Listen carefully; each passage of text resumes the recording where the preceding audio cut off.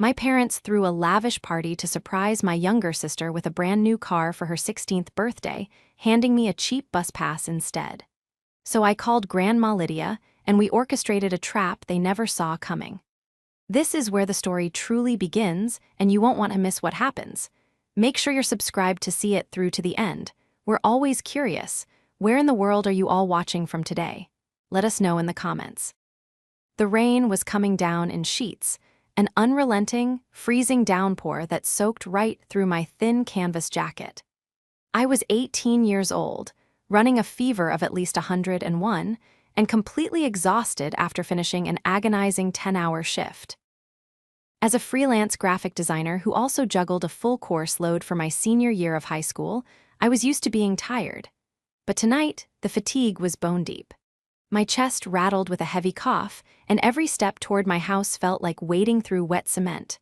I had called my mother, Gabriella, 3 times from the bus stop, begging for a ride home.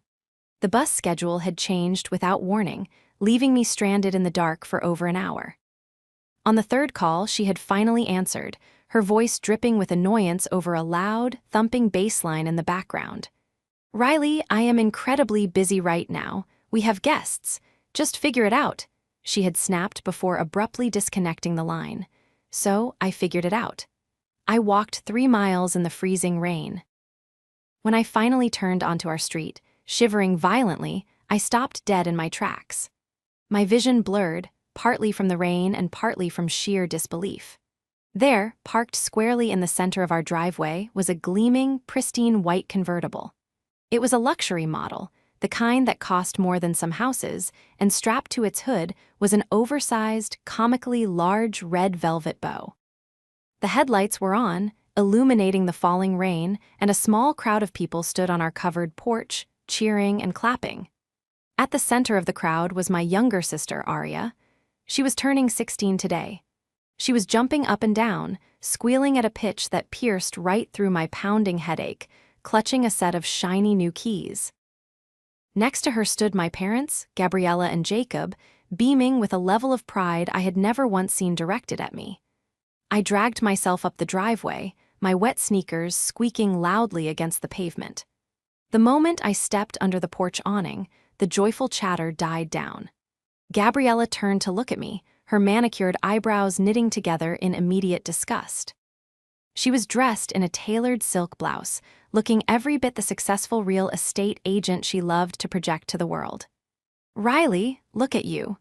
You're dripping wet on the mahogany decking," Gabriella scolded, her voice carrying over the remaining murmurs of the guests. She didn't ask why I was shivering or why my lips were practically blue. "I had to walk," I managed to say, my teeth chattering so hard I could barely form the words. "The bus never came. I told you I was sick." Jacob, my father, stepped forward. He always wore a perpetually exasperated expression whenever he had to deal with me. "Don't ruin your sister's moment with your drama, Riley. Today is about Aria. Look at this beautiful car we got her." "It's perfect, Daddy." Aria shrieked, hugging him tightly before turning her gaze to me. She looked me up and down, taking in my soaked, miserable state. "Maybe if you worked a little harder, you wouldn't have to walk in the rain, Riley." The sheer audacity of her statement left me breathless. I worked 7 days a week. Aria's most strenuous activity was filming dances for her aspiring social media career. But my parents just laughed, nodding in agreement. "Actually," Gabriella said, reaching into the pocket of her slacks with a theatrical sigh, "since we are in a giving mood, and since your 18th birthday was last month." She pulled out a small, rectangular piece of plastic and tossed it toward me. It clattered against the damp wood of the porch. I slowly bent down, my aching joints protesting, and picked it up. It was a city bus pass, not an annual pass, a monthly one. "We loaded 30 days onto it," Jacob said proudly, as if he had just bestowed upon me the greatest gift imaginable. "So you won't have to bother your mother for rides anymore. It's time you learned some independence." I stood there, a cheap piece of plastic in my trembling hand, looking at the $50,000 vehicle sitting in the driveway. The disparity wasn't just unfair, it was violently cruel. I looked at my mother's smug face, my father's dismissive posture, and my sister's mocking smile. In that exact moment, the last lingering thread of familial loyalty I held for them snapped. The betrayal was worse than the chill in my bones. The immediate aftermath of that night was a blur of physical agony and emotional numbness. I managed to retreat to my bedroom without saying another word, locking the door behind me. I peeled off my soaking wet clothes, the fabric clinging stubbornly to my feverish skin, and stepped into a scalding hot shower. The water beat down on my shoulders, but it couldn't wash away the profound sense of isolation that had settled heavily in my chest. For as long as I could remember, I had been an afterthought in my own home. But this was a loud, undeniable declaration of where I stood. After showering, I collapsed into bed, pulling every blanket I owned over my trembling body. My head pounded with a fierce intensity, my throat felt like it was lined with shattered glass, and yet I couldn't sleep. The image of that bright red bow and the mocking plastic bus pass played on a continuous, torturous loop behind my closed eyelids. Around midnight, long after the guests had gone home and the house had fallen quiet, I heard the jiggling of my doorknob. When it didn't open, a sharp knock followed. "Unlock it, Riley," Arya's voice floated through the wood, dripping with that sickeningly sweet tone she used when she wanted to inflict maximum damage. I didn't answer. I just closed my eyes tighter. "I know you're awake," she continued, her voice pressing closer to the door. "I just wanted to make sure you saw the leather interior. Mom and Dad sprang for the upgraded package. They said I deserved the absolute best because I have so much potential. It's a shame you can't say the same." Silence stretched between us, thick and suffocating. "It must really suck," Arya went on, a quiet, cruel laugh escaping her lips. "Knowing they just love me more, knowing they'd rather spend a fortune on me than give you a single dime. You try so hard, Riley. You're always working, always designing, always stressing out. And for what? A piece of plastic for the city bus. Honestly, it's pathetic." Every word was designed to wound, meticulously crafted by a 16-year-old who had never known a day of struggle. I remained perfectly silent, staring at the ceiling in the dark. My hands curled into tight fists beneath the blankets. I let her words wash over me, not with defeat, but with a sudden, crystal-clear realization. Arya, Gabriella, and Jacob believed they held all the cards. They believed my silence was a submission, that my independence was a punishment they were inflicting upon me rather than a shield I had built to survive them. They thought I was weak because I never fought back, because I absorbed their neglect without screaming. But they had forgotten one crucial thing. They had forgotten that while they were busy playing favorites and squandering their resources on maintaining an illusion of wealth, I had been paying attention. I knew their secrets, I knew their financial reality, and most importantly, I had a silent ally they foolishly believed they controlled. "Enjoy the car, Arya," I finally whispered into the dark room, my voice raspy and raw. She couldn't hear me through the door, but it didn't matter. The gears in my mind were already turning, shifting from the passive grief of a neglected daughter to the cold, calculating strategy of someone who was about to rewrite the rules of the game. The favoritism hadn't started with the car. That was simply its grandest manifestation. Looking back, my entire childhood was a masterclass in unequal sacrifices. While Gabriella and Jacob spent their evenings attending high-profile, networking, dinners, and exclusive country club mixers to project an image of immense wealth, I was the one at home raising Arya. By the time I was 12, I was cooking her dinners, helping her with her homework, and ensuring she was bathed and in bed. I missed school dances, field trips, and sleepovers because my parents couldn't be bothered to hire a babysitter.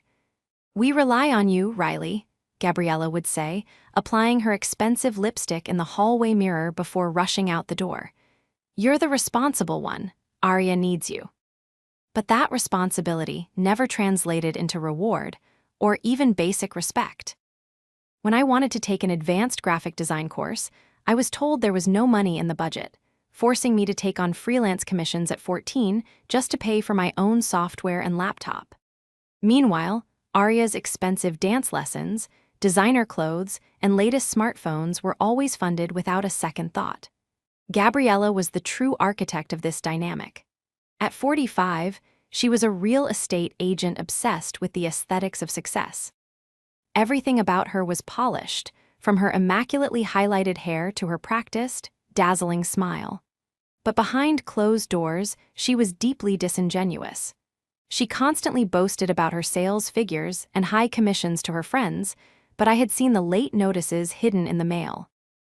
I had heard the hushed, panicked arguments between her and Jacob, a 48-year-old mid-level manager who simply nodded along to whatever reality Gabriella chose to construct. What truly raised my suspicion over the years, however, was Gabriella's disturbing fixation on Grandma Lydia. Grandma Lydia, my mother's mother, was a 72-year-old retired accountant who possessed a sharp mind and an impressive, self-made portfolio. She lived a comfortable, quiet life in a neighboring state, unaware of the daily miseries I endured. Whenever Grandma Lydia visited, Gabriella's behavior transformed entirely. She would become the doting, attentive daughter, constantly steering conversations toward Lydia's estate, her investments, and her will. "You know, Mom," Gabriella would casually drop over dinner during one of Lydia's visits, her eyes gleaming with a predatory focus. "The market is so volatile right now. Jacob and I have such a wonderful financial planner. We could really help you manage your assets so you don't have to worry in your old age." Grandma Lydia would politely decline, her shrewd eyes missing nothing. But Gabriella never stopped trying. She used the generous monthly financial allowances Lydia provided to help with the girls' education, to fund her own lavish lifestyle and Arya's endless demands. I hadn't seen a single penny of Grandma Lydia's educational allowance. Gabriella and Jacob had built a house of cards, funded by deception and held together by my forced, unpaid labor. They believed they were untouchable, perfectly insulated in their bubble of arrogance. But as my fever finally broke the morning after the disastrous car reveal, I knew it was time to tear that house down. I picked up my phone, scrolled to Grandma Lydia's contact, and hit dial. It was time she knew exactly where her money was going. The phone rang 3 times before Grandma Lydia answered. The sound of her steady, calm voice, "Hello, Riley, dear, how are you feeling?" nearly broke the dam I had been building inside me all night. I didn't cry, though. I was far past the point of tears. Instead, a cold, hardened resolve settled over my chest. "Grandma, I need to tell you some things," I began, my voice still raspy from the lingering cough, but steady. "And I need you to listen to everything before you say anything back."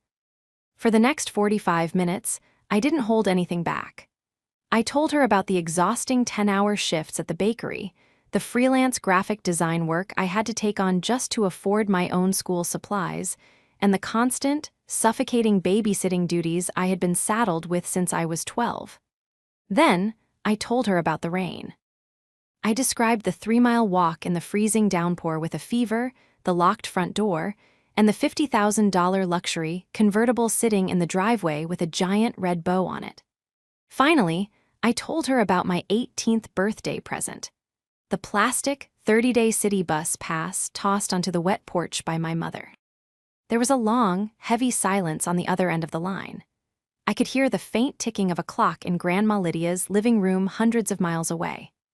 "Gabriella told me she was buying you a reliable, safe sedan for your birthday," Grandma Lydia finally said, her voice dropping an octave, losing all of its usual warmth and replacing it with the sharp, calculating tone of the retired accountant she was. "She sent me an invoice for a down payment on a Honda Civic.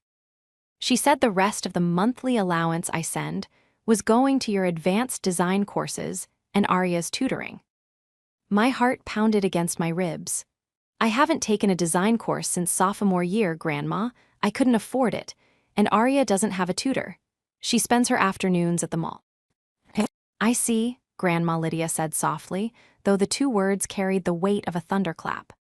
"Riley, listen to me very carefully. I am going to need proof to legally untangle this mess, but I have a distinct advantage. Your mother is arrogant, but she is fundamentally lazy. She relies on you to fix the house Wi-Fi and manage the family computers, correct?" "Yes," I confirmed. "I set up their entire home network." "That is your leverage," Grandma Lydia instructed, her voice turning crisp and strategic. Gabriella has been forwarding me heavily redacted bank statements for the past 3 years to justify the educational allowance I provide from the revocable trust I established for you girls. I need the unredacted files.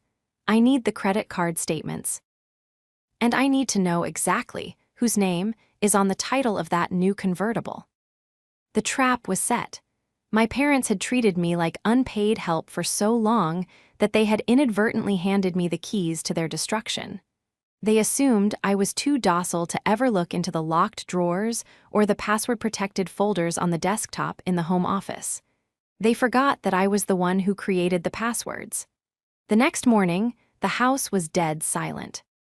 Gabriella had left early for a property showing, Jacob was at his corporate office, and Arya had sped off in her new convertible the second the sun came up, desperate to flaunt her new toy to her friends. My fever had subsided to a dull ache, replaced by the adrenaline of a ticking clock. I slipped out of my room and walked down the hallway to the home office. The door was shut but unlocked. I stepped inside, the heavy scent of Gabriella's expensive floral perfume still hanging in the air, a sickening reminder of her fake, polished exterior. I sat down at the heavy mahogany desk and woke the computer. The login screen prompted me for a password. Gabriella thought she was clever, using a combination she assumed I would never guess. I typed in Arya Star Real Estate 1 and hit enter. The screen unlocked instantly. For the next 3 hours, I dug through years of digital deceit. My mother hadn't even bothered to hide the files securely. She had simply buried them in a folder labeled Tax Prep Archive. As I opened PDF after PDF, the sheer scale of their theft made my stomach churn. The generous $5,000 monthly allowance Grandma Lydia had been sending for our education and well-being was being systematically funneled into Gabriella's personal checking account. There were receipts for luxury spa retreats, designer handbags, Jacob's expensive golf club memberships, and thousands of dollars in credit card debt payoffs. And then I found the Holy Grail, the dealership paperwork for Arya's convertible. I pulled out my phone and took clear, high-resolution photographs of every single document. I documented the forged invoices Gabriella had created to send to Grandma Lydia, detailing non-existent tutors and phantom graphic design classes. I screenshotted the car dealership contract, noting with a dark sense of satisfaction that Arya's name was nowhere on the document. The car was leased under Jacob and Gabriella's names, paid for with a massive down payment directly sourced from the trust fund money meant for my college tuition. I bundled all the images into a secure, encrypted folder and emailed them directly to Grandma Lydia. 10 minutes later, my phone buzzed with a text message from her. It contained only 3 words, but they were enough to seal my parents' fate. Checkmate. Be ready. The tension in the dining room that evening was thick enough to choke on. Gabriella had insisted on a celebratory family dinner to honor Arya's 16th birthday, ordering expensive takeout from a high-end Italian restaurant downtown. She had plated the food on our fine china, pouring herself and Jacob generous glasses of imported red wine. I sat at the far end of the table, pushing a single piece of ravioli around my plate. The silence was only broken by the clinking of silverware and Arya's endless, boastful chatter. And then, Jessica literally screamed when she saw the leather seats, Arya was saying, scrolling through her phone with one hand while twirling pasta with the other. Everyone in the junior parking lot was taking pictures of it. It's definitely the nicest car at school. You guys are literally the best parents ever. Gabriella beamed, taking a slow sip of her wine.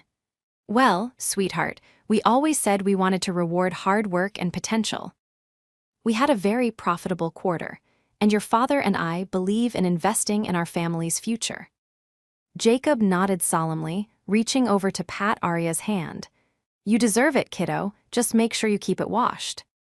I looked up from my plate, my eyes locking onto my mother's polished, arrogant face.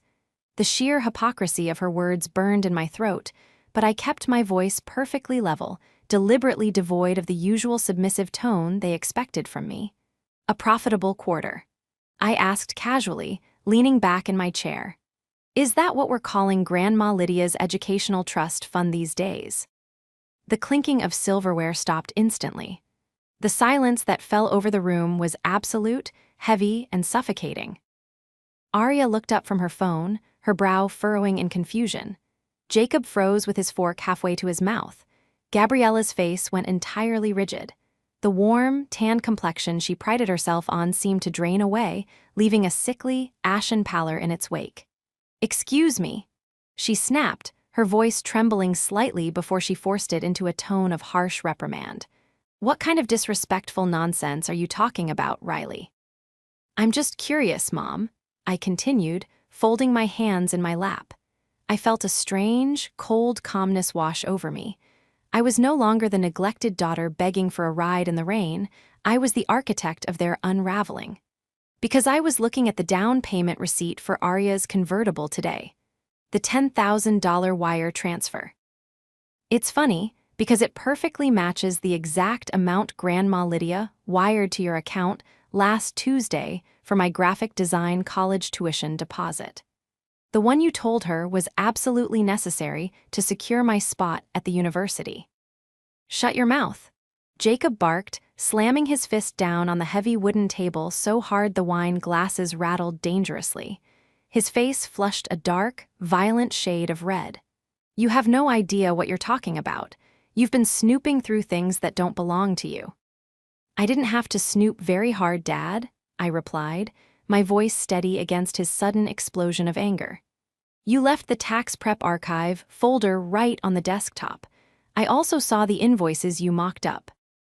You know, the fake ones for the Honda Civic you supposedly bought me for my birthday. The one that somehow materialized as a 30-day bus pass." Arya looked back and forth between us, her phone slowly lowering to the table. "Mom, what is she talking about? You said you paid for my car with your commission from the Miller estate."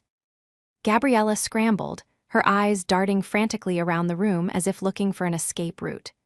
"Riley is lying, Arya. She's jealous. She's always been intensely jealous of you, and now she's making up vicious, insane stories to ruin your special day. Grandma Lydia agreed to let us redirect some of the funds for general household expenses. It's perfectly legal." "Redirect?" I echoed, letting out a sharp, humorless laugh. "You forged her signature on the quarterly ledger, Mom, and you didn't just steal my tuition. You've been siphoning the $5,000 a month meant for both of our educations for 3 years. You bought designer bags, Dad's golf trips, and a leased car that isn't even in Arya's name." "It's not in my name," Arya interrupted, her voice pitching up in genuine panic. She looked at our mother. "Mom, you told me the title was in my name." "You're a minor, Arya. Of course it's not in your name." Jacob yelled, losing his temper completely. He stood up, pointing a trembling, accusatory finger at me. "You listen to me, you ungrateful little brat. You live under my roof. You eat my food. I will not have you sitting at my table, disrespecting your mother, and spouting these malicious, fabricated lies. If you don't like how this family operates, you can pack your bags and take your little bus pass straight to a homeless shelter." His poorly executed threats didn't scare me anymore. They only confirmed his absolute desperation. I looked at my father, then at my mother, who was now clutching her wine glass so tightly her knuckles were white. "I won't be packing anything tonight, Dad," I said quietly, pushing my chair back and standing up.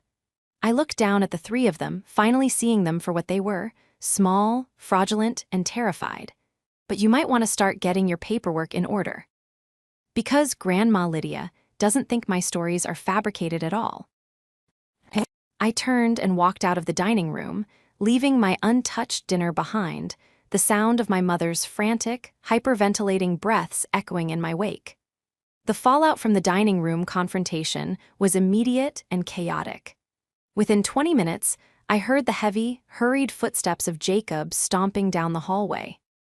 He threw open the door to the home office, and I listened as he began violently ripping cables from the wall, physically unplugging the desktop computer and carrying the tower out to his car.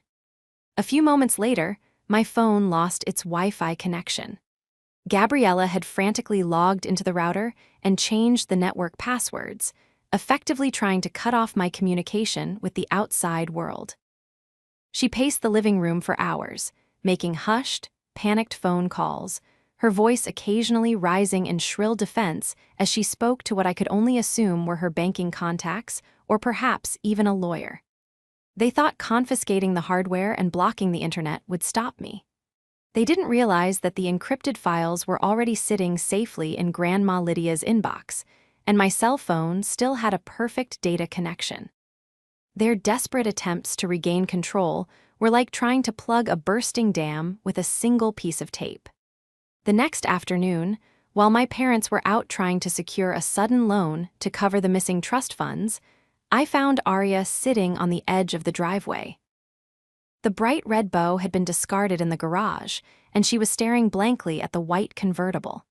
The usual arrogant swagger she carried was entirely gone, replaced by a tense, nervous energy. I walked out and stood a few feet away from her. She didn't look at me, but she didn't tell me to go away either. "They're going to take my phone next, you know," Arya said quietly, her voice devoid of its usual mocking tone. She picked at a loose thread on her designer jeans.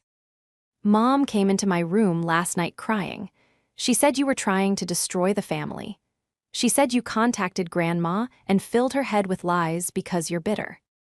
"Do you really believe that, Arya?" I asked, keeping my distance.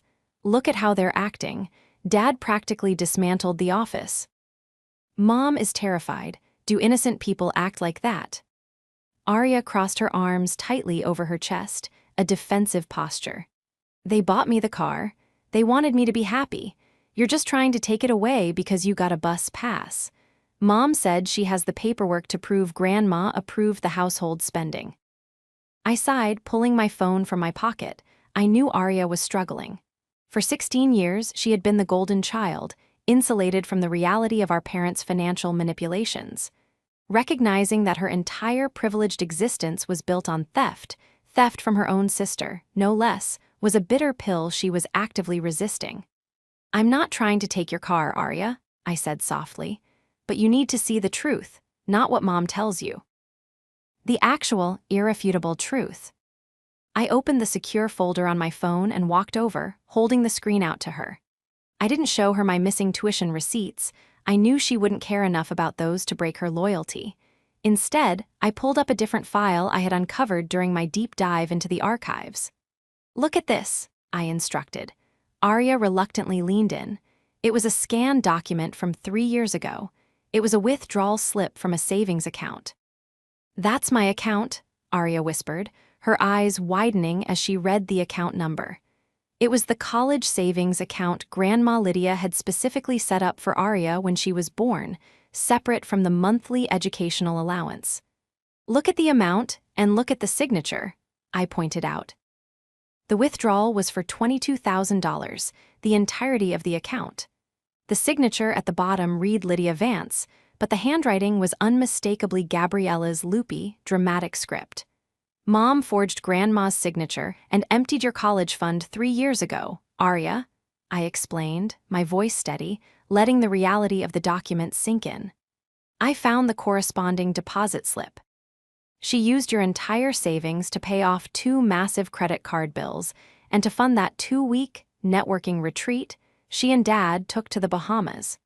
Grandma's monthly allowance. That's what they've been using to keep up appearances and buy your silence ever since." Arya's hands began to shake as she stared at the screen. The defensive wall she had built around her parents began to fracture, the undeniable proof staring her right in the face. "They wouldn't," she started to say, but the words died in her throat. She looked at the white convertible, the symbol of her parents' supposed love, and the realization finally hit her. It wasn't a gift. It was a bribe purchased with stolen money to keep her blind to their fraud. Before Arya could process the magnitude of the betrayal, the sound of tires crunching on gravel shattered the quiet afternoon. A sleek, black town car pulled smoothly into our driveway, parking directly behind the leased convertible, blocking it in completely. The driver's side door opened, and a man in a sharp suit stepped out, moving to open the rear passenger door. A sleek, silver-headed woman stepped out into the afternoon sun, carrying a leather briefcase. She adjusted her designer sunglasses and looked up at the house, her expression carved from absolute ice. Grandma Lydia had arrived, and she had brought her lawyer. Grandma Lydia did not knock. She simply opened the heavy oak front door and stepped into the foyer, the sharp click of her heels echoing through the house. The lawyer followed closely behind, shutting the door with a quiet, terrifying finality. I walked in right behind them, with Arya trailing slowly, her face pale and her hands still trembling from the revelation in the driveway. As if orchestrated by some cruel, cosmic sense of irony, Gabriella and Jacob were not alone in the house. To fully capitalize on the facade of their wealth and Arya's birthday weekend, Gabriella had invited her managing broker, a woman named Cynthia, and two high-net-worth prospective clients over for afternoon cocktails.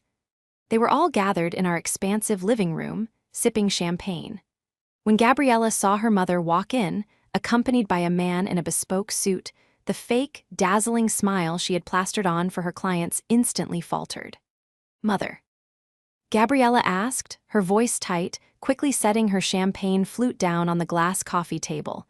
"What on earth are you doing here? We weren't expecting you."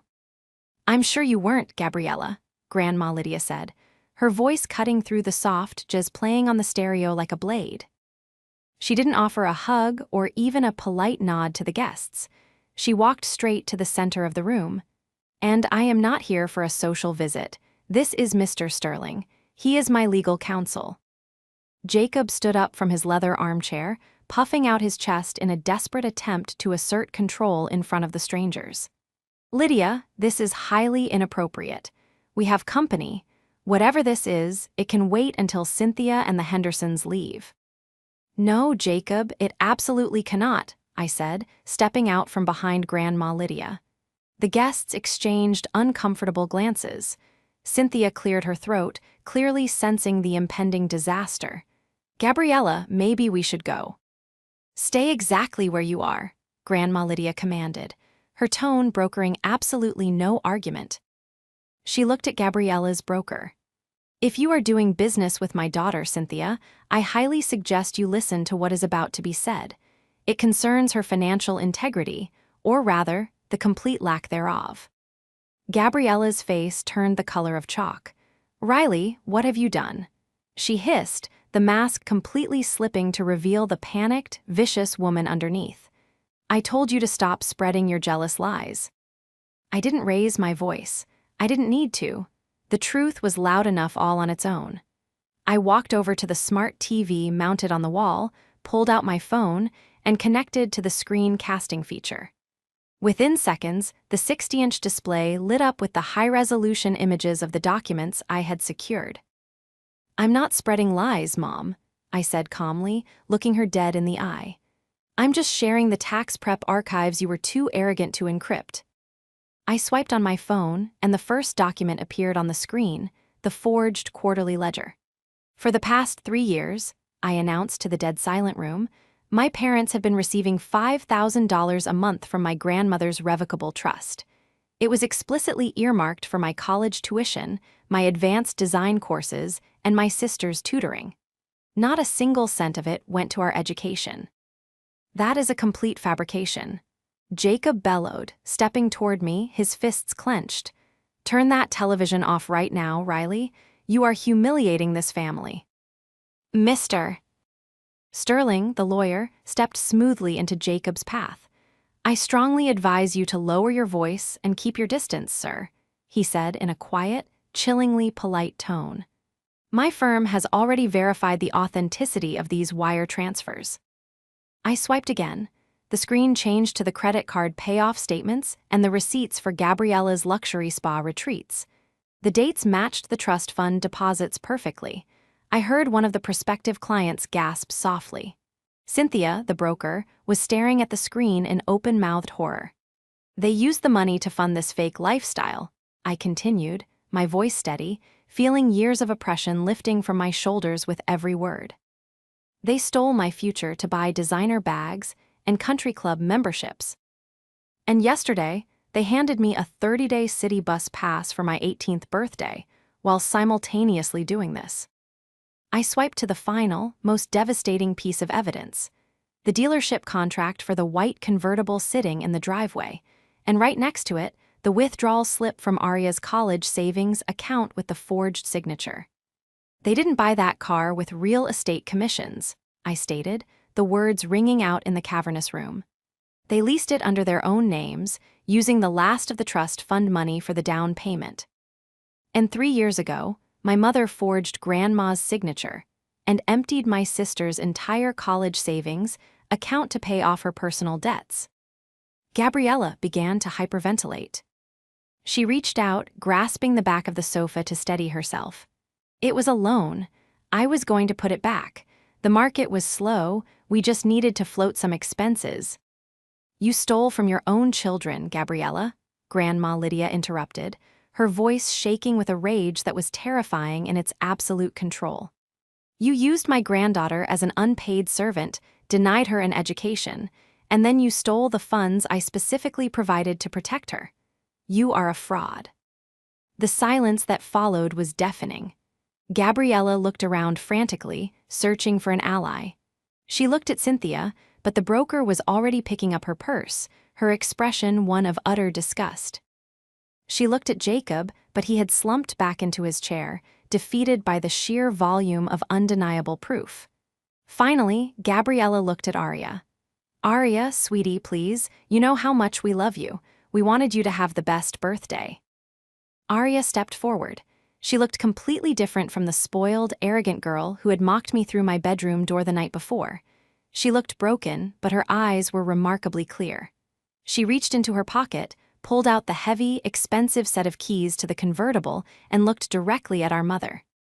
"You didn't buy that for me," Arya said, her voice cracking but resolute. "You bought it to hide what you did to my college fund. You bought it so I wouldn't see how horrible you were treating Riley."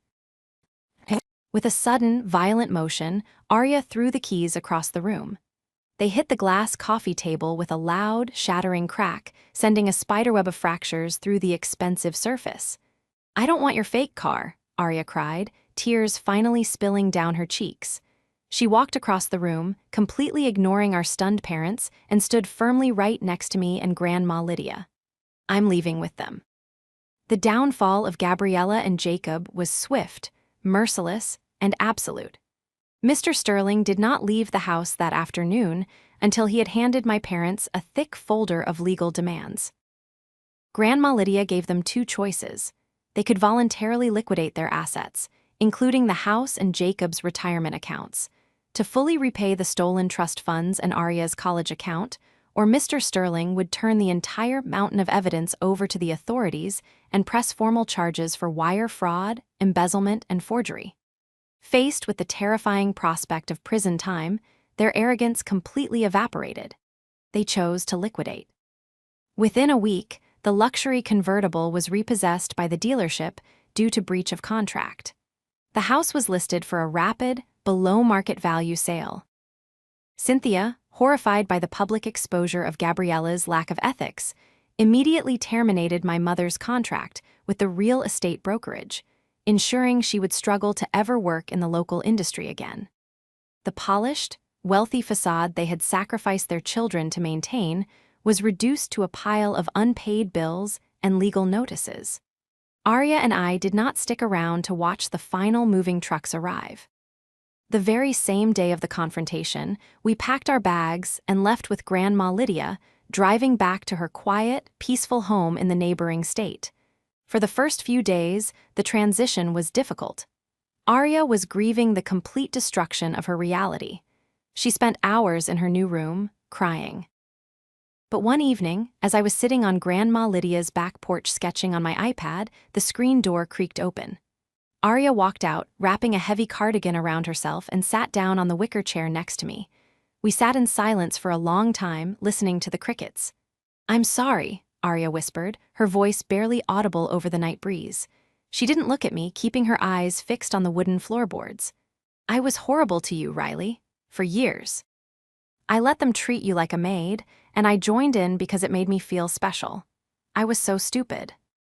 I stopped sketching and looked at my younger sister.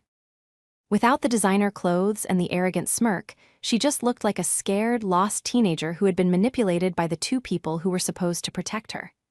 "You were a kid, Arya," I said softly, reaching over and placing my hand over hers. "Mom and Dad built a toxic environment, and they pitted us against each other to distract us from what they were doing. I'm angry about the past, but I don't hate you. We're out now. That's what matters." Arya looked up, her eyes swimming with fresh tears, and nodded. She squeezed my hand tightly.